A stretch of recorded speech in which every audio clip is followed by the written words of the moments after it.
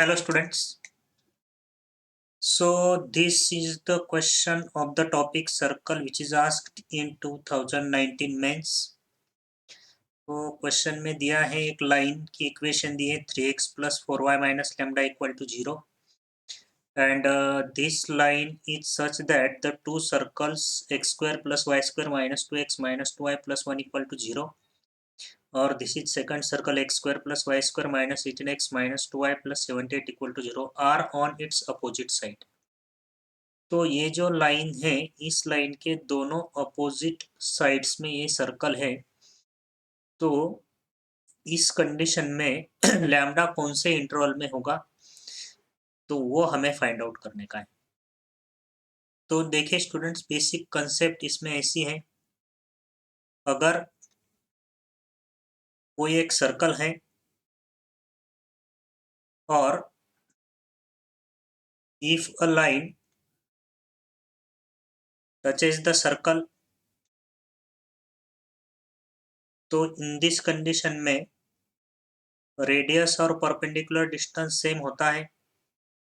अगर line circle को intersect नहीं होती है और टच भी नहीं होती है तो यहाँ से radius is less than perpendicular distance या perpendicular distance is greater than radius and in this case if the line intersects the circle, तो ये जो तीसरे केस है इसमें radius is greater than perpendicular distance. तो ये तीन केस हमको मालूम होने चाहिए। तो हमारी केस एक तो ये हो सकती है radius equal to perpendicular distance, ये radius is less than perpendicular distance. So ये देखो, ये मैंने सर्कल पहले से लिखे हुए हैं, सर्कल के इक्वेशंस। तो ये जो पहला सर्कल है इस सर्कल का सेंटर है, सेंटर के कोऑर्डिनेट्स है 1,1 and radius of this circle is root of 1 plus 1 g square plus f square minus c, इसकी रेडियस 1 है। So centre of this circle is 1,1 and its radius is 1। तो इस circle का centre से ये जो परपेंडिकुलर डिस्टेंस है, ये परपेंडिकुलर डिस्टेंस मैं P1 कंसिडर करता हूँ। So this P1 will be greater then R यानी 1। This perpendicular distance P1 will be greater than or equal to radius and this perpendicular distance from the point 1, 1 to this line 3x plus 4y minus lambda equal to 0। Perpendicular distance का formula फिर से मैं आपको revise करके देता हूँ straight line का, ax1 plus by1 plus c by square root of a square plus b square। Perpendicular distance of the point x1, y1 from the line ax plus by plus c equal to 0। तो ये P1 is greater than equal to R यानी 1 है। तो यहाँ से perpendicular distance मिलेगा मुझे, line का इक्वेशन देखिए 3x plus 4y minus lambda equal to 0 और पॉइंट है 1,1। तो पॉइंट को लाइन में सब्स्टिट्यूट करने के बाद मुझे मिलेगा 3 plus 4 minus lambda by square root of a square 9 plus b square 16 and that is greater than equal to R यानी रेडियस 1 है। तो मुझे इसको सिंप्लीफाई करना पड़ेगा। So it will be mod of 7 minus lambda will be greater than equal to, ये आ जाएगा 5।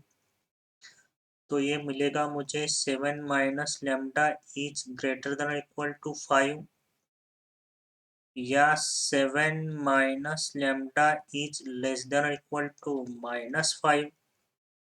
साइन चेंज कर लेता हूँ, lambda minus 7 is less than और इक्वल टू -5 और lambda minus 7 is greater than और इक्वल टू 5।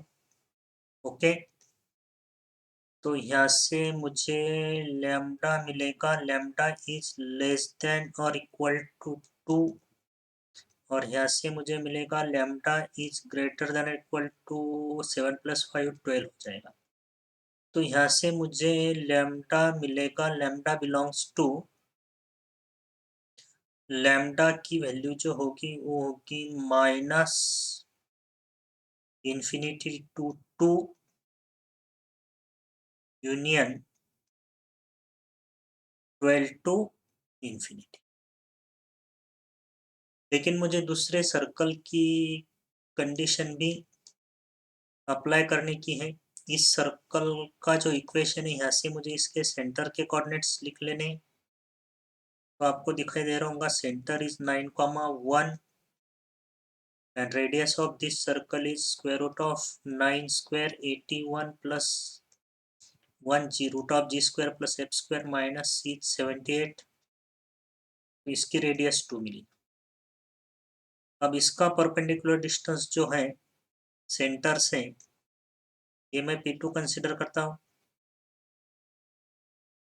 अब ये परपेंडिकुलर डिस्टेंस इस रेडियस से ज़्यादा होगा, यानी P2 इज ग्रेटर देन और equal to R। P2 is greater than और इक्वल टू R। यहाँ पे सेंटर है मेरा 9,1 और रेडियस 2। लाइन का इक्वेशन 3x प्लस 4y। तो इस सेंटर 9,1 को मुझे इस लाइन में सब्स्टिट्यूट करने का है। तो ये मिलेगा 27 plus 4 minus lambda. 27 plus 4 minus lambda by square root of, वहीं फिर से 9 plus 16 is greater than equal to, उसकी रेडियस है 2। तो हम मैं इसको सिंप्लीफाई करता हूँ तो ये बनेगा mod of 31 minus lambda is greater than और equal to 10। So 31 minus lambda is greater than or equal to 10, या 31 minus lambda is less than or equal to -10। फिर मैं लैम्डा को साइन चेंज कर लेता हूँ, lambda minus 31 is less than और equal to -10, और lambda minus 31 is greater than और इक्वल टू 10। तो यहाँ से मुझे लैम्डा मिलेगा, लैम्डा इज लेस देन और इक्वल टू 21, और मिलेगा लैम्डा इज ग्रेटर देन और इक्वल टू 41। तो इस तरह से lambda belongs to,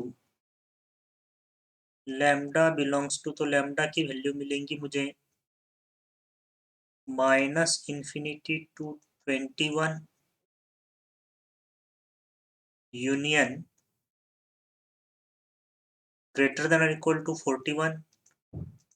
so 41 to infinity. अब देखो इन दोनों वैल्यूज का हमें इंटरसेक्शन लेने का है। तो अगर मैं नंबर लाइन प्लॉट करता हूँ,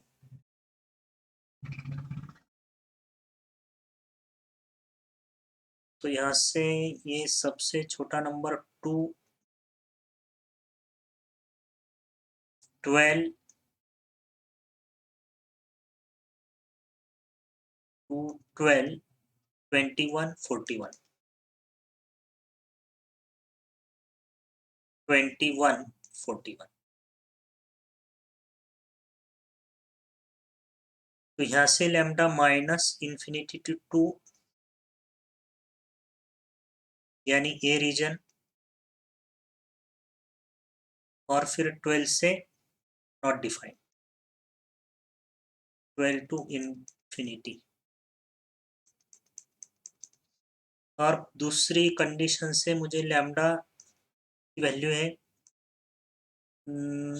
minus infinity to 21, minus infinity to 21, minus infinity to 21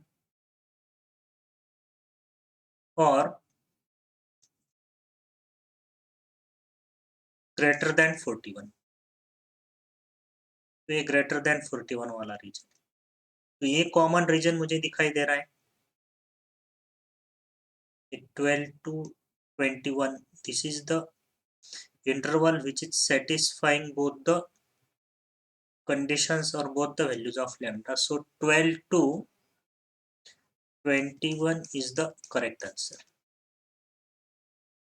So lambda lies between 12 to 21. Okay.